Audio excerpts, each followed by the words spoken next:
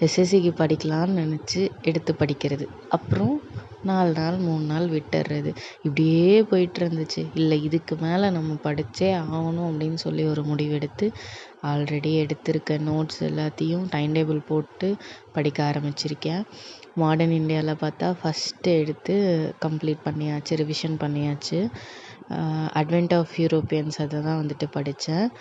Next வந்துட்டு அதை முடித்ததுக்கப்புறம் நெக்ஸ்ட்டு வந்து இங்கிலீஷில் ஃபண்டமெண்டல்ஸு, கிராமர் இதெல்லாம் கொஞ்சம் பார்த்தேன். ஆல்ரெடி இதெல்லாம் எடுத்த நோட்ஸ் தான். எடுத்த நோட்ஸை நான் ரிவைஸ் பண்ணேன். அப்புறம் ரேஷியோவில் வந்துட்டு ரேஷியோவில் வந்து சும்மா ஸ்டார்டிங் ஒரு சின்ன சின்ன சம்ஸ் எல்லாம் வந்துட்டு போட்டு பார்த்ததை ரிவைஸ் பண்ணிகிட்ருந்தேன். நெக்ஸ்ட்டு வந்துட்டு என்னென்னா ரீசனிங்கில் வந்துட்டு இந்த ஸ்கொயர்ஸு, க்யூப்ஸு இதெல்லாம் பார்த்துட்ருந்தேன். எக்ஸாம் பக்கத்தில் வந்துருச்சு. இதுக்கு மேலேயும் டைம் வேஸ்ட் பண்ணக்கூடாது அப்படின்னு சொல்லிட்டு